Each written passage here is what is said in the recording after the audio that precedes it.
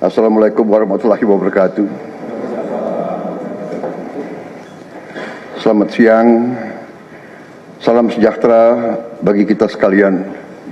Shalom, Om Swastiastu, Namo Buddhaya, salam kebajikan, Rahayu-Rahayu. Saudara-saudara sekalian, para anggota Kabinet Merah Putih yang saya hormati dan saya banggakan, Wakil Presiden yang saya hormati, para Menko, Ketua Dewan Ekonomi Nasional, para Ketua Badan, Panglima TNI, Kapolri, Jaksa Agung yang saya hormati, Kepala BIN, saudara-saudara sekalian, sekarang saya kira adalah suatu momen bersejarah. Ini adalah sidang kabinet paripurna pertama yang saya pimpin. Kabinet yang kita sepakati, kita beri nama Kabinet Merah Putih, untuk menjadi suatu simbol persatuan, simbol kebersamaan, simbol kebangsaan. Saya terus-menerus sudah beberapa tahun ini maju ke hadapan rakyat Indonesia, kepada semua pemimpin politik, pemimpin masyarakat, pemimpin agama, pemimpin pengusaha. Saya terus-menerus menekankan pentingnya persatuan. Sumber kunci keberhasilan kebangkitan suatu bangsa dalam sejarah manusia berabad-abad, kuncinya adalah bila elitnya bisa kerjasama, bila elitnya bersatu. Persatuan ini artinya adalah kita bisa sepakati mana adalah kepentingan nasional yang inti, mana adalah kepentingan nasional yang vital bagi kelangsungan hidup bangsa kita. Kita masing-masing punya kepentingan politik masing-masing. Kita masing-masing punya kepentingan kelompok masing-masing. Tapi manakala kita sudah bicara tentang bangsa dan negara, kita harus sepakati kepentingan nasional yang vital. Saya meyakini bahwa kepentingan nasional vital kita tentunya harus kita sepakati adalah kemerdekaan dan keutuhan NKRI, keutuhan Negara Kesatuan Republik Indonesia. Dan untuk menjamin keutuhan dan kelangsungan hidup Negara Kesatuan Republik Indonesia, kita harus dengan handal, dengan cerdik, dengan pandai bisa menjaga dan mengelola kekayaan bangsa kita. Hanya apabila kita bisa menjaga dan mengelola dengan baik semua kekayaan kita, hanya dengan demikian kita bisa memberi pelayanan kepada rakyat kita. Kita bisa memberi kebutuhan hidup rakyat kita. Kita bisa membayar segala keperluan suatu negara modern. Dan Di antaranya tentunya adalah menjamin kedaulatan bangsa. Saya ingatkan saudara-saudara sekalian, jangan sampai kita lupa dengan Undang-Undang Dasar kita sendiri, Undang-Undang Dasar 1945, yang jelas dalam pembukaannya tertera tujuan-tujuan nasional kita, di mana tujuan-tujuan nasional kita sangat jelas oleh pendiri-pendiri bangsa kita. Tujuan pertamanya adalah melindungi segenap bangsa Indonesia dan seluruh tumpah darah Indonesia. Ini tujuan nasional yang pertama untuk kita survive. Karena itu kita perlu memikirkan apakah kita sudah cocok atau tidak investasi kita kepada pertahanan bangsa Indonesia. Kedua, tentunya memajukan kesejahteraan umum. Saya katakan berkali-kali bahwa negara yang merdeka, rakyatnya harus merasakan kemerdekaan. Janganlah kita bangga menjadi anggota G20 kalau rakyat kita masih banyak yang miskin, masih banyak yang lapar. Mencerdaskan kehidupan bangsa mutlak. Pendidikan bagi kita adalah prioritas yang sangat tinggi. Saya kira ini terlihat komitmen kita kepada pendidikan. Kalau tidak salah, alokasi kita dalam anggaran 2025 untuk pendidikan salah satu tertinggi, Pak. Mungkin selama sejarah kita, Pak. Untuk pertama kali kita sudah 25%, Pak. Bu ya. 20. Pak.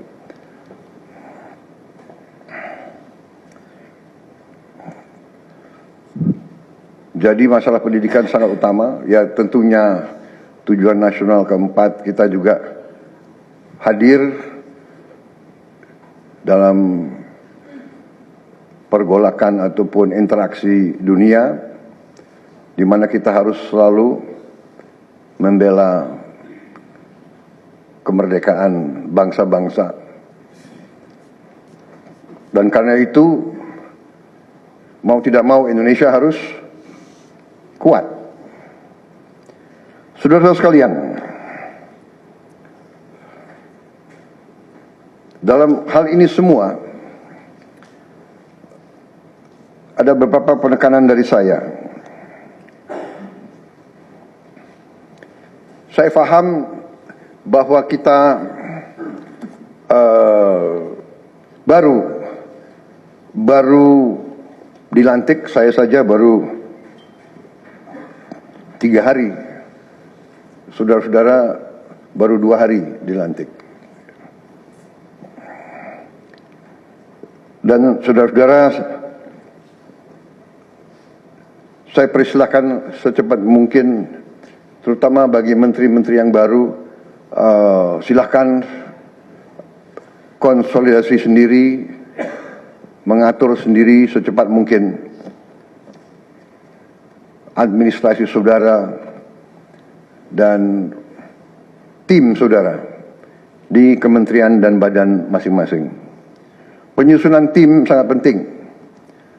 Tim yang baik, tim yang bisa kerjasama akan memudahkan kita mencapai target-target yang kita tentukan. Saudara-saudara, saya sangat mengutamakan kerjasama sebagai tim. Untuk itu, dalam waktu dekat, saya akan mengajak saudara-saudara ke Magelang, di mana kita akan melaksanakan beberapa hari menambah pembekalan. Kemudian kita akan adakan koordinasi di tempat di Magelang, Jawa Tengah, di kawasan Akademi Militer.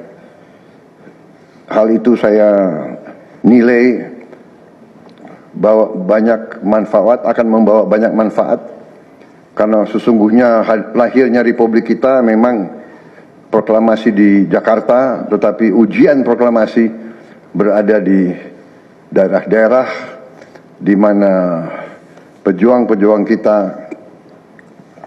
melaksanakan perebutan kemerdekaan secara fisik. Dan daerah Magelang merupakan suatu sentra perlawanan kita terhadap penjajah. Mulai ratusan tahun dikenal sebagai daerah perjuangannya Pangeran Diponegoro di antara 5 gunung. Itu saya kira cukup membawa suatu aura tradisi keberanian, tradisi heroisme, tradisi cinta tanah air. Saudara-saudara sekalian, jumlah anggota kabinet kita sebanyak 48 menteri. Juga ada badan-badan yang sangat strategis. Ini memang lebih banyak dari pemerintah sebelumnya. Jumlah ini saya sadari memang bisa dianggap tergolong besar, tapi memang bangsa kita bangsa yang besar. Kita tidak dapat pungkiri bahwa kita negara keempat terbesar di dunia dari jumlah penduduk. Dari luas wilayah, kita luasnya sama dengan Eropa Barat. Di mana Eropa itu terdiri dari 27 negara. Kita satu negara. Mengelola Eropa itu membutuhkan 27 menteri keuangan, 27 menteri pertahanan, 27 menteri dalam negeri. Saudara-saudara, kita seluas Eropa. Saudara-saudara sekalian, kita juga memilih sistem politik demokratis. Kalau kita negara otoriter, mungkin kita cukup menjalankan semua dengan jumlah penduduk yang sedikit.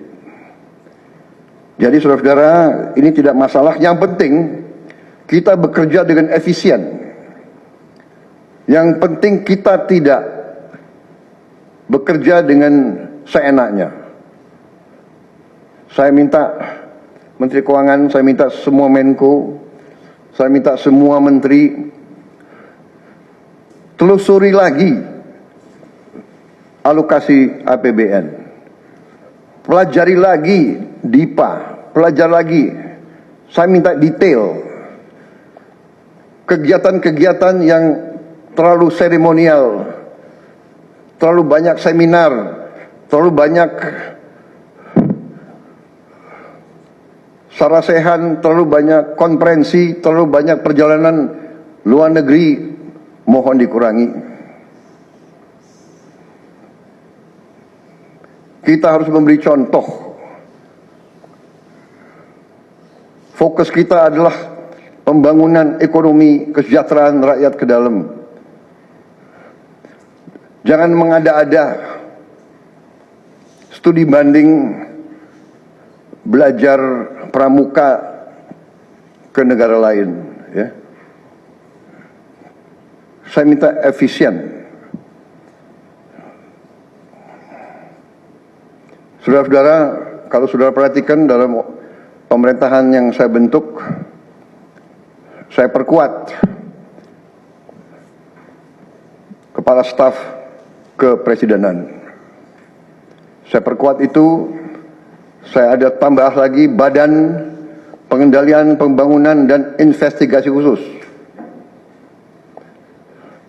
Tugas mereka adalah memonitor semua program, semua proyek yang kita akan lancarkan. Saya juga membentuk suatu badan baru, Badan Percepatan Pengentasan Kemiskinan.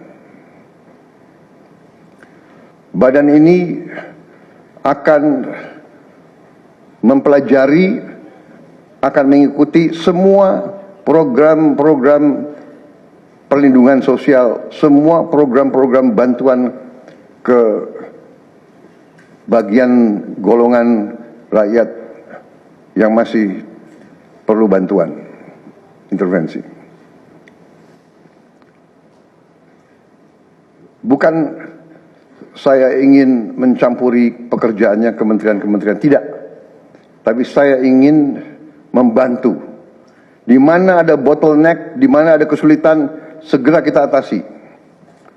Marilah kita jujur mengakui bahwa birokrasi di kita sangat terkenal. Sangat terkenal ribetnya, sangat terkenal lambatnya. Bahkan ada pembicaraan oleh rakyat kita bahwa birokrasi pemerintah kita sering mempersulit, bukan mempermudah keperluan rakyat. Bahkan ada yang mengatakan kalau bisa dibikin sulit, kenapa dibikin mudah? Ya, ini saya minta menteri-menteri sekarang, mari kita lebih berani, mari kita lebih tidak ragu-ragu untuk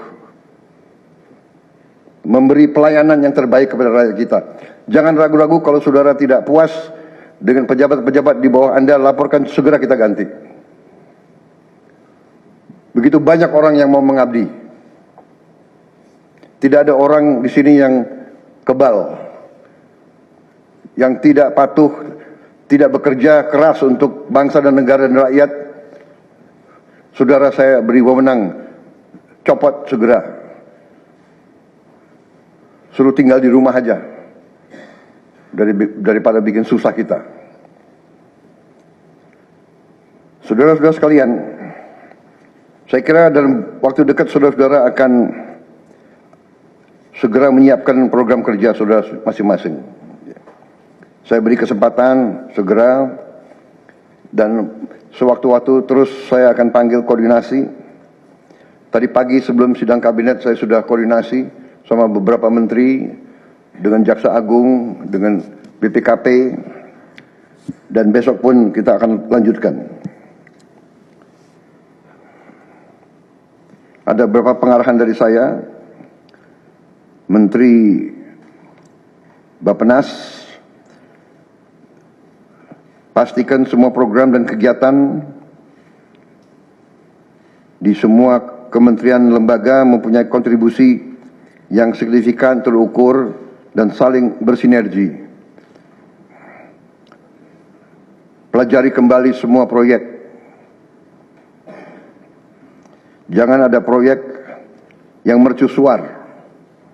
Semua ditujukan kepada yang saya sampaikan pada pidato saya di depan Majelis Permusyawaratan Rakyat pada hari pelantikan saya. Kita harus swasembada pangan. Itu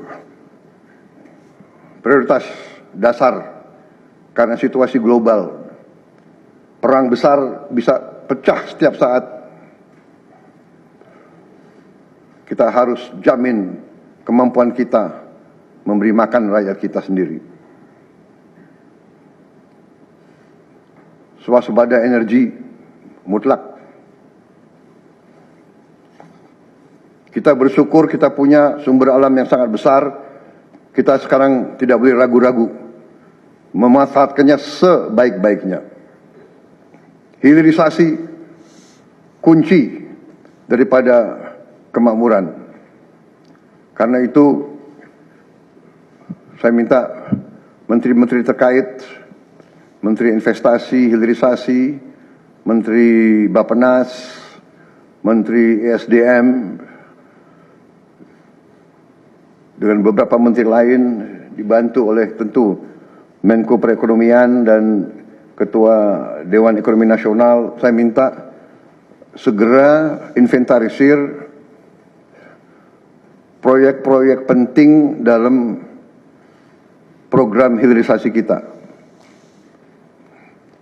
26 komoditas, proyek-proyek yang vital dalam 26 komoditas tersebut yang harus dihilirisasi segera dirumuskan, bikin daftar, dan kita segera untuk mencari dana sehingga kita bisa mulai hilirisasi dalam waktu yang sesingkat-singkatnya. Kemudian program makan bergizi, Kepala Badan Gizi Nasional dan semua KL untuk siapkan segera kita mulai dengan bergerak cepat, tepat sasaran, terukur, tapi jangan takut dengan kesulitan. Ya. Saya masih mendengar beberapa tokoh meragukan kemampuan kita untuk laksanakan itu. Saya tidak katakan bahwa ini bisa selesai dalam 1 minggu, 2 minggu, atau 3 bulan. Tidak ada di antara kita yang punya tongkat Nabi Sulaiman. Tapi kita bisa berhitung, kita bisa mengelola, kita bisa alokasi dana, kita bisa kerahkan sumber daya. Dan kita akan mencapai target yang kita tentukan. Saya hakul yakin, saya pertaruhkan kepemimpinan saya. Bagi saya, makan bergizi untuk anak-anak dan ibu hamil ini adalah strategik. Yang tidak mendukung hal ini, silahkan keluar dari pemerintah yang saya pimpin. Kita satu tim, harus yakin semuanya. Ini bagian daripada rencana kebangkitan bangsa Indonesia. Dan sesudah itu, tentunya yang saya katakan pendidikan sangat mutlak. Saya sudah panggil Menteri Pendidikan Tinggi, Sains dan Teknologi dan Menteri Pendidikan Dasar Menengah. Kita sudah mempunyai gambaran besar bagaimana kita segera akan menyentuh semua anak-anak kita. Kita akan gunakan teknologi untuk mempercepat membawa pendidikan kepada anak-anak kita. Dan ini sesudah itu tentunya kesehatan juga penting.